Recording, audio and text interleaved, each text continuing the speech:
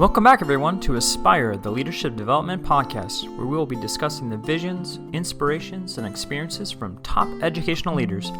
My name is Joshua Stamper, and you can connect with me on Twitter or on Instagram at Joshua_Stamper. Aspire Podcast, I'm so excited for this evening because I get to talk with my great friend, Rae Hughart from the Teach Better team, and she hasn't been on the show for quite some time, and we were due for the greatness of Rae. And I'm so excited to speak with her this evening. Rae, how are you doing? The greatness of Rae. Oh my goodness, that's terrible. We got to cut, rewind, take that all over again. No, hi friends. Thrilled to be here. Definitely not the greatness of Rae. Lower your expectations. It is the greatness of Rae. I can't even tell you. So Rae, part of my job with the Teach Better team is to meet with podcasters all the time to see if they would join our wonderful podcast network. I can't tell you how many times I start the conversation and they talk about you. They say how wonderful it is to see you every day on the Dailey Drop In or on your Instagram feed and just what a difference you are in the world of education. So I just want to share that with you. I don't know if I've ever actually told you that. That is far, far too nice. I am absolutely flattered, blushing. I know y'all can't see my face, but that's so sweet. I feel like the Teach Better team pushes out so much content. I'm thrilled to be a part of any of that content, but also thrilled to have people that want to be a part of the podcast network that want to continue to be a part of this family. So no, we got great people in our family. Sign more up. I love it. Yeah, I love it. So Rae, I know you've been on the podcast before as an individual part of the team. I think I've had you on with the Teach Better conference. I mean, way back when. Mm-hmm. And then you've also for the Aspire Mailbag. I think it might have been with Jeff Gargis, also that crazy guy. If they haven't had a chance to learn about who you are and what you do with the Teach Better team, will you just share a little bit about yourself? Yeah. Hi, everyone. Thrilled to be here. Thanks for listening. I'm a huge Joshua Stamper fan. So number one, I'm president of his fan club. If any of you want to join, you can reach out to me and let me know and I'll add you as a member. No, my name's Rae Hughart. I'm currently the CXO and co-owner of the Teach Better team. And I get to serve in education a lot of different ways. Obviously, my background's in middle level education, specifically in math, although I did teach reading, writing, and science as well. And I've taught at the university level. I'm serving within a nonprofit right now that's a statewide nonprofit. And honestly, the Teach Better team is consistently where I come back to as my passion space. I love the diversity that this team is able to offer educators and so many different support options. So I kind of am geeking out that this is what I get to do for a living. And I love talking about education. And gosh, when we convinced you to join the team, it was like the icing on top of the cake. There was not a whole lot of conversation as far as joining. I mean, it was me jumping at the opportunity because... Guys, we had to fight him tooth and nail. He was a hard negotiator and we had to put up a fight. Lies. They know how much I love the team. And, going to the Teach Better conference in 2019 was kind of the deal breaker for me because I got to come a little bit early and see behind the scenes and help set up the conference because I got there early and I wanted to meet you all before the conference because I knew once the conference started it was going to just be insane, which it was. And it was just the family feel that was there to begin with. It was obvious it wasn't just a show. It wasn't you guys just performing in front of everyone, but it was truly genuine and you wanted to be there to help other people. And I was like, man, I just want to be a part of that any way I possibly can. So it's been a true honor to be a part of the team. Oh, I do have to tell you, Josh, I feel like we're setting goals right now for the Teach Better conference and obviously other projects we're doing too, but I don't know how to explain it. That's the goal. The goal hopefully will be sessions. Of course, our keynotes are going to be great. Featured speakers are going to be great. Hopefully all y'all submit, proposals are open. Hopefully you guys share your voice and become a presenter as well or attend or whatever. But honestly, the goal of the conference is for people to feel the love, the appreciation, and I hope that comes through. And all I remember about the conference, Josh, was two vivid moments with you. One is when I bursted out your name when you came in the door. We had never met before. And the other is when I was exhausted and somebody asked me to do something. And in that moment, you're like, Rae, can I interview you for the podcast? I'm like, thank the Lord, Joshua Stamper for the win. I could see the stress level in that moment. And I was like, I'm going to do everything I can to pull you away from just the chaos that was. So, well, we all know that teacher moment or the educator moment. Doesn't matter what your title is in education, where you're super stressed and someone invites you to come sit and then everything just whoosh. Right? That's what it was. It was so fun. It was a great event. It was a great event. And I can't wait. I mean, you said it yourself. We're kind of setting the stage for what's to come in October for the Teach Better 22 conference. And I am so excited. I can't tell you just the people that have reached out and said, hey, I've got my ticket. I'm coming. I'm submitting to speak or I'm going to be on Podcast Row. I mean, just the amount of folks that are going to be there. I can't even tell you the excitement level that I have right now. I mean, I keep looking at my calendar. I'm like, it's so far away, but it's going to come so soon. I know. The 2019, like you talked about, was just the feel of it. You know, the sessions were great, and there was so much to do, but like the connections that were made, I mean, still to this day have lasted so long. Yeah, I know. I've been working on the conference actually a lot today. It was on my to-do list. And one of the things I did today was set up our website for our bookstore. So like any authors, anybody who's out there who has a book, whether you're coming to the conference or not, we can feature your book in our bookstore, which is kind of a nice element. We know not everybody can be there, but we know that there's great content. So anywho, the reason I'm telling this is because I set up the website and it's like a ton of your book being featured of all these people. It's so cute. If you guys haven't been over to teachbetterconference.com, go check out all the photos of people holding Josh's book. It's so fun. But I think 2022 is going to be great. I mean, even earlier today, I met with our committee that is doing our audience experience, which is quite a title for a committee, but it's truly like, what's the experience when you walk in the door all the way until you leave the venue, right? The vicinity. So what do we want you to see and smell and experience and taste? And I know it sounds weird, but it's just like lesson planning. I'm so excited for this opportunity. So it'll be really cool. Rae, I want to talk a little bit about yourself and maybe some things that folks don't know. So when did you actually start speaking outside of the classroom? Okay, so I started speaking my first year teaching, but I was working in a very, very small community. And I was honestly, I got into speaking because I was looking for like other educator contact. Like I was working in a small town. I had moved to this place that I had never heard of, and I got my first job and I loved it. Holy moly, great job. I wasn't even planning to leave as quickly as I did. I loved that space, but I started speaking because I wanted to attend conferences. And presenters on occasion, depending on the conference, got waived registration fees. So I was like, perfect. If I speak for 5 seconds, I can attend the conference for free. So that's how I got into speaking. So in that, did you start to build kind of a community within each conference? I did, but I actually credit a master's course for forcing me to build a PLN because I did not know that educators connect on social media. To be honest, I wasn't even really a part of social media, but I was in a master's program. I did a 2 years master program through ISU. And the last semester, so I was already like in the weeds of my thesis, working hard, 1 semester left. And I realized I was 1 course short of graduation.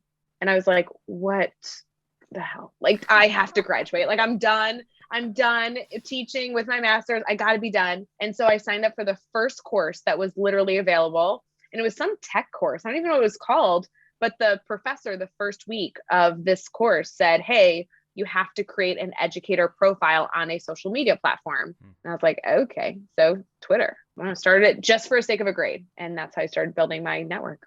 I've heard through the grapevine, and maybe this is a rumor, but you actually had some type of business prior to the Teach Better team?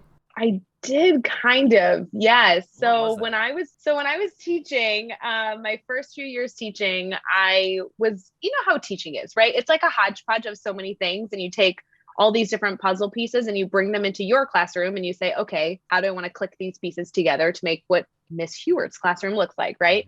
Yeah, my first few years teaching, I was, consuming all this incredible educator knowledge, and I created a lesson design model based off of what I was seeing, essentially because I wanted to blend in these really important standards that I knew I was supposed to be teaching, and the part of teaching that I actually liked, which was community and relevancy. And so I was trying to find a way to make this a synonymous marriage. A struggle I have is that I'm really not good at doing things unless it's a part of my routine. Like, things just fall by the wayside. I'm not smart enough to juggle 15 things at once. I need it to be a routine where all 15 things just become a part of my habit. Right. And so, I developed the Teach Further model, and I was doing it in my classroom. I got a few educators that were looking to learn more. And in some regard, I kind of had my own shtick going before I connected with the Teach Better team. So you talked about community, and obviously that's something really, really big with the Teach Better team. You're a master at it, honestly. And then you talked about doing it in the classroom. And I know as a teacher, you were a leader, even though you may not have had a title at the time, especially when you were young within your teaching career. But, what were some things that you were doing within the classroom to create a community? And then did you do anything outside of your classroom to try and do the same thing within a campus level? Oh gosh, totally. So I grew up with two incredible parents who then had an incredible community that we all considered family. Like I joke with people, if you guys ever seen my TED Talk, I have like 5 moms and 5 dads, like always. And we actually just lost one of them. And it's like, we still call them the famous 10, even though now there's 9, but there'll always be 10. Yes. And community, like family was always just a part of our life. And you didn't have to be blood related. You just needed to kind of have this mutual love and appreciation. And there you go. Now you're family, right? Like poof. And when I got into teaching, I was designing themed internships that were all sponsored by local businesses. Eventually it turned into national corporations that got involved as well. But essentially students were immersed in an internship to look at the relevancy of the content before even exploring the content. And what I loved about it is that I got to bring in family. I got to bring in people within the communities that I was teaching in. And obviously those changed over time as I moved buildings, but people within our community that have so much knowledge. And how wonderful is it for them to share their knowledge with our students? But then on the flip side, like give them an opportunity to walk into a school building, to be themselves as they walk in that school building, and to actually experience what we all get to experience every day, which is the magic of learning, right? Those aha moments that teachers like literally live for are experiences that our parents and our community members get a lot out of as well. But when they don't get to be in the building unless they have a student that attends it at that current year, or unless they're writing a check, it becomes very hard for each group to have empathy and understanding for each other. So the themed internship model just kind of allowed random strangers who really became family to not only become advocates for students, but for them to also become advocates for our school buildings, which was important to me. Yeah. So now you have transitioned from classroom teacher to the Teach Better team. What does it look like now as far as how you're impacting education in your current role? Yeah, so I was really nervous to leave the classroom, honestly. I've been a teacher for the better part of a decade, and it felt very dirty leaving. I'm sure many people understand that. So while the Teach Better team was a great opportunity for me, I knew I was going to be impacting educators, right? Like regardless of what work I do, I essentially oversee all branding, marketing, and production for the Teach Better team. So anything that any of you listening right now see from the Teach Better team, in some way, I got to interact with that content, which is kind of a beautiful role that I didn't know I could build for myself. But I also had some concern, and I wanted to still be in schools. Like I need that student connection every so often. And I ended up partnering with a nonprofit, which was a statewide nonprofit specifically supporting middle schools, which gave me essentially an open invitation to walk into any middle school across the state of Illinois and have a purpose there. And so it's kind of been this beautiful blend of, I believe that the Teach Better team does work that dramatically impacts the future of education. And I love that I have an opportunity and an invitation to actually see it in action, putting my feet on the floor in the trenches as often as I need. So I get to be in schools multiple times a week, which is wonderful. Yeah, and you get to actually go and visit school districts and actually partner with individuals and teams also. So what are you doing in that role? Yeah, so there are Teach Better team members in schools every day. Like there's not one day that goes by that one of our team members isn't serving in multiple communities. As far as the nonprofit, I get to go in and specifically give feedback on the middle school model. So depending on how I'm walking in, depending on what hat I'm wearing, right, we all wear so many hats, I'm either getting to talk shop about middle school, I'm getting to talk shop about mastery learning, I'm getting to talk shop about community engagement or grading practices. I literally just Friday organized and facilitated a exploratory summit, which was specifically designed for exploratory teachers, PE, music, languages, kind of technology, STEM, anything in between across the state of Illinois. So it's great to be able to get different perspectives, learn different concerns, also problem solve different hurdles. And I also got to fly a drone, and that was cool. So, hey, school's fun. School is fun. School's fun. That's a great segue because, I know you're in schools all the time and you're working with many different educational leaders. So what are some changes that you would like to see shift? Obviously, education has changed drastically within the last couple of years and continues to. But, while you're in the schools and you're in classrooms, you're seeing all these different programs. What are some changes that you think need to happen tomorrow or next week? Yeah, so it's tricky. I kind of alluded to it before, but like I'm really, really bad at juggling multiple pieces that I haven't intentionally connected together into a routine. It's just something I'm terrible at, like truly. For those of you that are connected with me prior, you may know, like I was in special ed my entire upbringing. I'm diagnosed SLD. I struggle with reading, writing, and math. And still to this day, I use the supports that I learned when I was in school from those teachers that I tortured on how to function through like normal society. And I just feel like teachers are in that space right now. We're all kind of juggling 100 different roles, and we haven't necessarily found a sustainable and scalable way to connect all of them. And I think that's how things fall to the wayside. That's how gaps happen. That's how mistakes happen, right? You get busy with 5 or 6 things. And so as you're juggling, you put 2 of those things down. Maybe it's SEL practices, maybe it's documentation or data curation or whatever it is. We're all juggling 100 things. So, and then later on, it bites us in the butt and we're like, oh, darn, had we continued to juggle all 95 of those problems, we may have been able to fix it. But my biggest passion right now in education is trying to support educators, regardless of what they're juggling, trying to help them understand how all these pieces are connected so we can create some sort of sustainability. I still think right now we're in response mode, and I don't blame anybody for being in that mode. Holy moly, it's been a hell of a 2 years, but I just think that now is the time for us to start seeing the connections between all of these different hats so we can sustain them for long periods of times without burning candle at both ends. You know what I mean? Yeah, for sure. Well, I think that's a great, statement there of being overwhelmed is what you stated. And then, I'm thinking burnout also. You were talking about burning on both sides of the candle. And I know a lot of educators in my own building, in the district, and just, a lot of educators that we connect with, they're just overwhelmed with the last couple of years.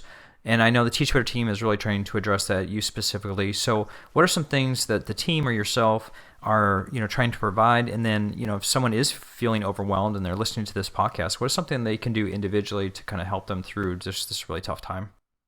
There's so many things. And I used to feel guilt with that we did so much, maybe too much. And what I've realized now is we do so many different things because every single educator needs different support, just like every single student needs that personalized support. So my hope is that anybody that goes to teachbetter.com, right? That's our website. If you head there, my hope is that you feel like, and I mean this in a roll with me on this one, I want you to feel like you're in a hallway with like 20 doors open, and you get to decide what doors you go in. And one door will lead you to a blog that's going to give you a small little idea to maybe give you a challenge to work on tomorrow. One is going to help you maintain a morning routine to make sure that you're set up for the day. One is going to give you an option of a new podcast to go listen to that maybe you're going to go learn about a specific idea or listen to an educator's reflection. Like, all these doors exist because depending on what mood you're in, depending on what specific, problem might be on your heart that day, you might lean towards different mediums, you might lean towards different content. And I like that. I like that you can choose your own adventure, right? It's like a Goosebumps book, right? So for me, I feel like the team is doing so many different things to offer educators potential solutions.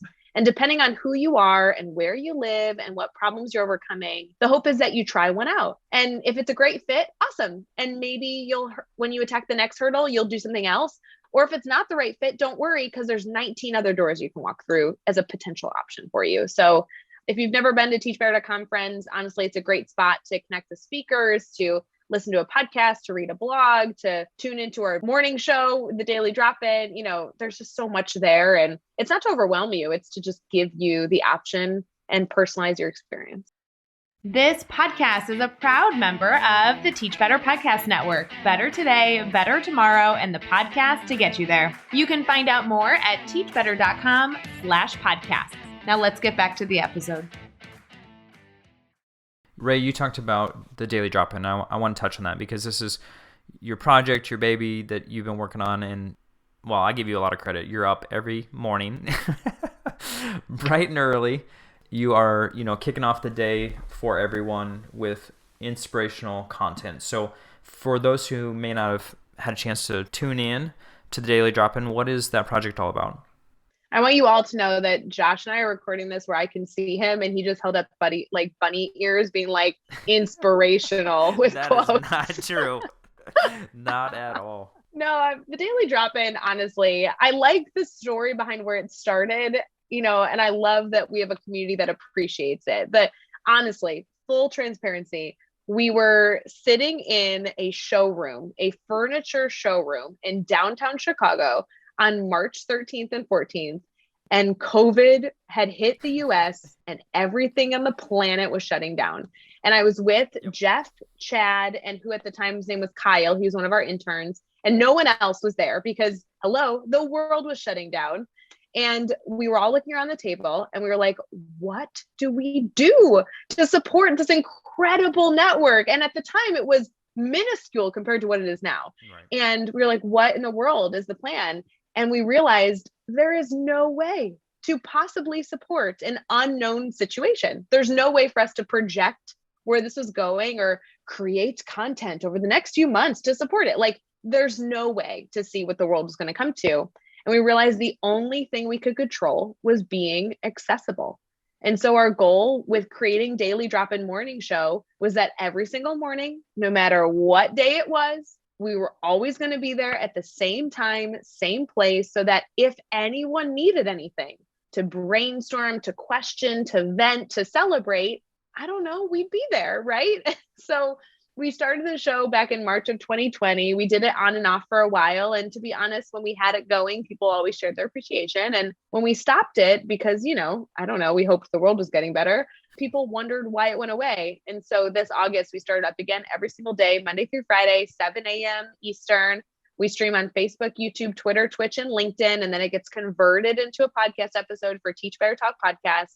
And truly, we exist just to be there every morning. So as you get your day started, you have some consistency. We hope you learn a little bit. There's a new theme every single week. And we also welcome guests on every single week, new guests to join us every day to share their own story and amplifying different educators around the world. We've been very fortunate that some weeks, we're just talking shop about easy topics, and other weeks there's things going on in the world that we want to make sure educators have a space to problem solve through. So it's a goofy project, but we've been doing it for almost a year. And I mean, the consistency has been there, and I have heard personally of people that have just enjoyed just the support during COVID specifically, and, it was something that they knew they could always fall back on, to get content every single day. So kudos to you for that consistency and being a wonderful resource. And I did not do quotes in the air when I said inspiration. I do want to clarify, I love the credit, but there is an entire team that makes the Dailey Drop In happen.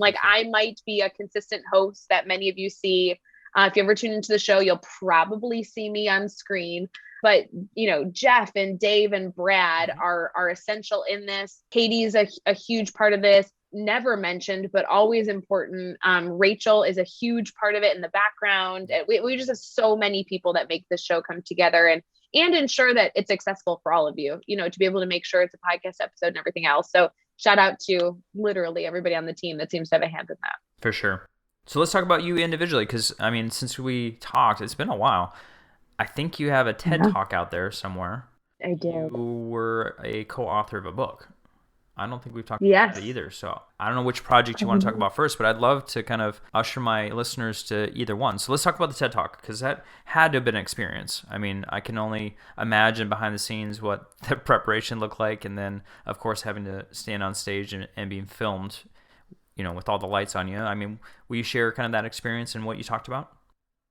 Yeah, I'm happy to dive into as much as you guys are interested in. It was a bucket list item for me personally, and it was the hardest professional development that I have had in the last 10 years. And I am dying to do another because I found so many things that I would want to adjust and do differently. Sure. That while I learned an enormous amount, I'm dying to do it again to kind of make more adjustments and learn more. So yeah, for those of you who are interested, if you go to any TED website, you can just search Rae Hughart, and apparently I show up, which is kind of cool. It's very cool. So what's the topic very again, cool. though? What was something that you were passionate about to speak on a TED Talk? Yeah, so my TED Talk is 12 minutes describing why mastery learning should be a topic all of you should care about, essentially. So I go through mastery learning as a concept. I go through the history of where that came from, but I start out the TED Talk explaining why each and every one of you use mastery learning skills every day. And if you use it every day, it should exist in our schools. Mm-hmm. It's a fun little activity. If you ever watch it, I recommend having 2 corks or 2 marker caps or 2 pen caps near you, because I give you a little activity I want you to do with your hands. And to, spoiler alert, I don't actually teach you how to do it at the end. So you might need to reach out to me for a tutorial, but the concept is that all of us deserve a personalized experience to ensure that we learn, and how we can scale that in the classroom has been discovered. So now we have no excuse but implement. It's kind of a fun topic. All right, so let's talk about your book, because you co-authored Teachers Deserve It, and it's been out for a little while.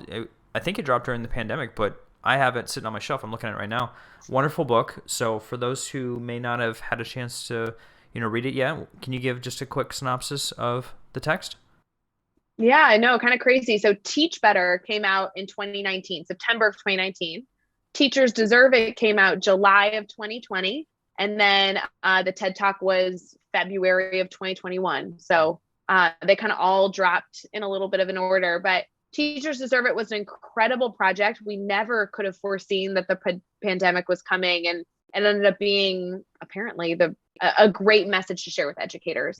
It was a book that I didn't intend to write originally. Adam Welcome, who is my co-author, incredible educator, came to me and pitched me this idea. He had obviously written one of those bestsellers, Kids Deserve It. Everybody loves that. It's this inspirational book about all the things that our students deserve. And his goal was to write essentially a sequel to say, yes, kids do deserve all these things, but not at the expense of a teacher. Yeah. And originally I was like, well, that sounds like a terrible book. I don't want to write that at all. Because in my mind, come on, Josh, you're an administrator, Teachers Deserve It essentially sounds like a book that we should talk about how leadership doesn't support teachers and doesn't give teachers, don't have the resources to be successful. And I didn't want to write a negative book. And he was like, no, Rae, that's why I want to write this book with you. You would never allow it to go that direction, which was the nicest compliment. So for me, this was a really important project that needed to be done right. And essentially we laid out everything we could possibly think of that a teacher deserved. Teachers deserve respect. Teachers deserve strong leadership. Teachers deserve stronger class sizes. Teachers deserve more money. Teachers deserve, so many things. But the beauty of the book is that every chapter is essentially a big proclamation for what teachers deserve. And then we were able in the chapter to not only emphasize why teachers deserve this, but also empower teachers in taking the first step towards fostering a new narrative around this topic, that none of these things were ever going to change unless teachers decided they needed to. And so we actually gave action items, and we were able to feature 22 different educators in the book as incredible, snapshots of beautiful educators around the US. And it was truly, I know it's bad to say because obviously both books are wonderful, but Teachers Deserve It for me was really a passion project. I was so thrilled to have published. Well, and you talked about me being an administrator, and the topics at hand in that book, though, are so relevant. I was reading each chapter saying, yes, this is true. Especially like you talked about with the resources piece. It's a job that is really hard because of the resources that are lacking. And yes, kids do deserve all those wonderful things, but sometimes it's really hard to make that happen when the resources are so little. And I just thought the book was beautifully done in the sense that it didn't come across negative at all. Which I appreciate. And truly, if you're listening now, if you're looking for a little bit of empowerment, maybe something to challenge your mindset, I really encourage you to pick it up, because the suggestions that we gave were suggestions that would take you 5 to 10 minutes. And we really believed that if every educator made this step, we'd be living in a different world. And more than ever now, teachers, and when we say teachers, we mean all teachers, right? That means leaders as well. Our principals, our assistant principals, our teachers, they're educators. So anyone in the education system, if you want to be a part of the solution and not a part of the problem, this book gives you a lot of opportunities to do that. And some of them are as simple as, hanging your diploma in your office or your classroom. And some of them are as big as making sure that when you're at a restaurant, you're speaking positively about the work that you're doing. There are little steps that can make a massive impact. So I'm excited for educators that are choosing to be a part of the Teachers Deserve It movement. And I'm going to have a link to the book in my show notes. So for anyone listening, please pick up a copy, because it's going to make an impact, especially if we can get a lot of folks doing all of those different steps. I think that would be extremely powerful. So Rae, I want to transition because, like you said before, the Teach Better team has always got things going on. Can you just maybe touch on a couple things coming up for the team and what people can expect? Ooh, yes. I have a lot of, let me see, how many spoilers can I give you? Okay, right? Teach Better. Want that Jeff doesn't want you to say. Oh my gosh. Okay. If you're on the Teach Better team and you're currently listening to this episode, please stop and go find something else to listen to. Yeah. If you guys head to teachbetterconference.com, obviously it's a big thing we're doing right now. We're releasing our featured speakers and our keynotes. So we have 12 educators that have already committed to be partnering this event that we are featuring. We've already announced Alexa Shepard, Jed Derryberry, Mandy Freilich, Trey Gamage, and of course, one of our keynotes, which is Janine Letford, who is, oh my gosh, just such an incredible speaker. Yeah. We have so many more to come. We're announcing 2 more next Monday, and we announce actually 2 every 2 weeks. So incredible educators that are going to be featured. We want you all to join the lineup. So of course, go submit your proposal to be a speaker at the event. We mentioned that earlier. And then that event is obviously October 14th and 15th in Akron, Ohio. We're so excited to bring a very, very small group, and we are keeping it small intentionally, not because of COVID, but because our goal is to have a conversation, a one-on-one conversation with every single person at this event. Yep. So we are keeping this conference small so that every single person can truly network and not just be in a sea of people, but be in a sea of family members. And so if you are interested, there's a lot on that website that obviously gives you more details and information. In addition to the conference, there's a ton of other things going on the Teach Better team. We mentioned reading blogs and listening to episodes on our podcast network. Specifically this month, Teach Better team has a big birthday coming up. We have our 7-year-old birthday. We're excited. We haven't released details of that yet, but I will give you some spoilers that you will definitely need to get a piece of cake, or a cupcake. I'm a cupcake person, some sort of candle. And we have a lot of surprises in store for you to celebrate with us at the end of the month. We also will have, just cool things. The team always has little things that we're celebrating with teachers and educators. So if you guys are looking for anything as like a little pick-me-up or anything to challenge your thinking, trust me, you'll find it within this community. Most definitely. And speaking of birthdays, happy birthday, Rae. Thanks. Yeah, I just had a birthday.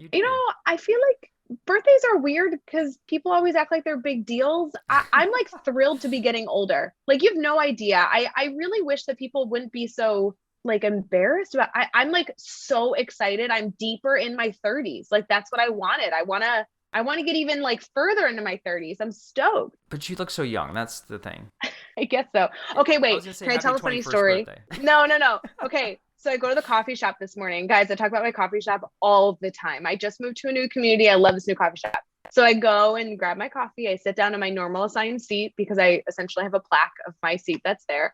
And the coffee guy that every morning makes my coffee comes up and he goes, "Oh, Rae, so it was your birthday. Happy birthday." I was like, "Thanks so much." And then he goes, "Can I ask like what birthday it is of yours?" And so I tell him, I was like, "Oh, it's my 31st birthday," which normally I would not tell people. I usually tell people I'm like 10 years older than I am. Like, I lie all the time about my age.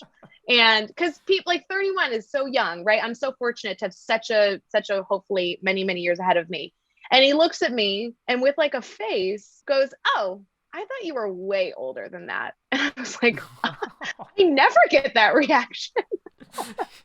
Man, I should have got more sleep last night. I know. I had this moment where like, I am proud. I cannot wait to turn 40. I cannot wait to turn 50. I'm like dying. I think I see so many people, all my friends, they're so successful. Like I cannot wait to continue to grow older. But that was the first time anybody was like, "Oh, that's younger. You look way older," in my mind. And then I looked at him and I was like, I should ask your age, but I don't even want to know. Maybe you're like 21 in bed. I don't know. You're like, so this coffee's free then, right? Yeah, exactly. I was like, because you offended me, can this one be on you? Well, Rae, I'm going to say the opposite. And of course, happy birthday. I hope you had a wonderful day. Thank and you. Had a cupcake for your birthday. Love cupcakes. Yeah, love it. You love sweets. I know you love sweets. Rae, I can talk to you all night long. I just love everything that you're doing in education with the Teach Better team. I mean, you are an inspiration. I know I used that word earlier, and I think it's so fitting for what you do every single day. Love seeing you every morning for the Daily Drop In, and I am so fortunate to be on the team with you. Thank you so much for being on the Aspire podcast again. So fun. Thanks for the invite. And anybody listening, if you want to get involved with the Teach Better team, like join me on the Daily Drop In morning show, or blog with us, or I don't know. If any of you want to get more involved, please reach out, because it's an incredible team and there's a lot of ways to get your story told. So no, Josh, I so appreciate the invitation and love connecting with your cool crew over here.